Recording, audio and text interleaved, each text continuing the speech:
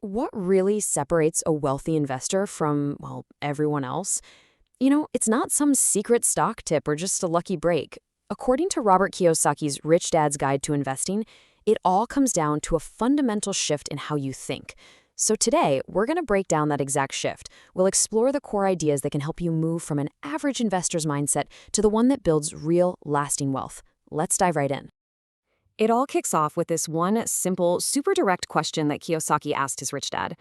And this question, it gets right to the heart of it for anyone who's ever tried to grow their money. What is the one piece of advice that would actually make the biggest difference? And the answer? Just two words. Don't be average. Now, I know that might sound almost too simple, right? But this little phrase, it unlocks an entire philosophy of creating wealth. It's a direct challenge to step outside of the conventional wisdom. The very thinking that keeps most people financially comfortable, but very rarely truly rich.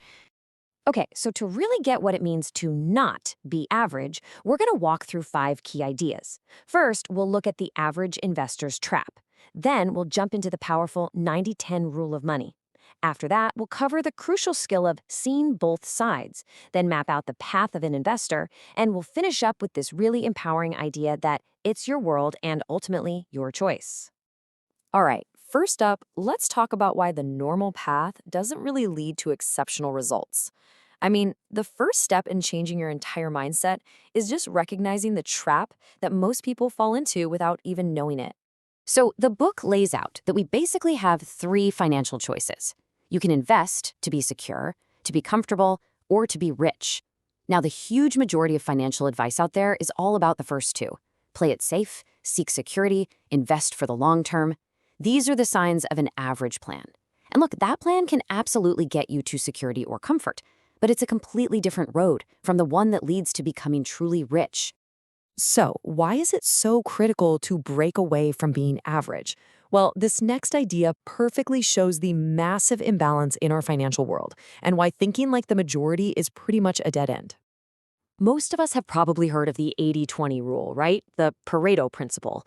It's this idea that roughly 80% of your results come from just 20% of your efforts. It's a great concept for productivity, for sure. But when it came to money, Rich Dad felt it just wasn't extreme enough. He believed in a much, much sharper version, the 90-10 rule. And this isn't some small tweak. It points to a fundamentally different reality about where wealth is actually concentrated. And here it is. This visualizes the pretty stark reality of that 90-10 rule. Just 10% of the people control a staggering 90% of the money. Just let that sink in for a second. Whether you're talking about actors, athletes, or investors, a tiny minority gets the vast majority of the rewards. The book even mentions a Wall Street Journal article that said 10% of people own 90% of corporate stocks. So here's the bottom line. If you invest like the 90%, you are fighting for just 10% of the pot.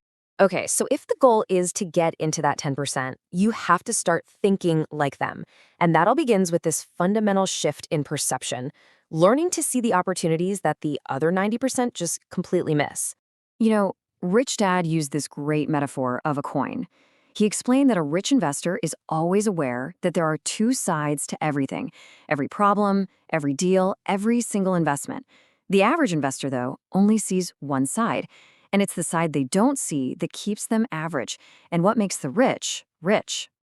And this just brilliantly illustrates the difference. On one side, you have the language of limitation. I can't afford it. That's a statement that just shuts your brain down.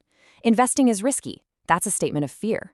Play it safe is advice for finding security. But now look at the other side. How can I afford it turns a statement into a question that forces your brain to solve a problem. Learn to manage risk replaces fear with education, and be creative replaces the search for security with a search for opportunity. See the difference? So, how do you actually put this new mindset into practice? Well, it's not just about thinking differently, it's about building a really solid foundation. Let's take a look at the actual path of a sophisticated investor. First, you have to understand where your money is coming from using the cash flow quadrant. E is for employee, S is for self-employed or small business owner, B is for a big business owner, and I is for investor. And Rich Dad's big insight was that the real path to wealth is on the B and I side of that quadrant, mostly because our tax and corporate laws are set up to favor business owners and investors. Second, to really succeed in those B and I quadrants, you need what the book calls the 3 E's. Number 1, education, real financial literacy. 2, experience, which you only get by actually doing stuff. And, yep, by making mistakes. And 3, excess cash to invest. And just think about it for a second. Investments that seem risky to an average person often aren't risky in and of themselves. The risk comes from that person lacking 1 or 2 or all 3 of these E's. And it's so important to remember that this whole thing is a journey. It's not like you just flip a switch from average to rich. As the book shows, there's a whole ladder of investor levels to climb, from an accredited investor all the way up to the ultimate investor. And each step up that ladder requires more and more of those 3 E's. And that brings everything right back to you. We've talked about the mindset, the rules, and the path. But honestly, none of it matters without a personal decision. It all comes down to your choice. The book has these little mental attitude quizzes, and this first question cuts right to it. It's not about having a bunch of money right now. It's about being willing to invest your time to gain the financial education and the real-world experience you need to move beyond average. Are you willing to do that? Now this is an even deeper question.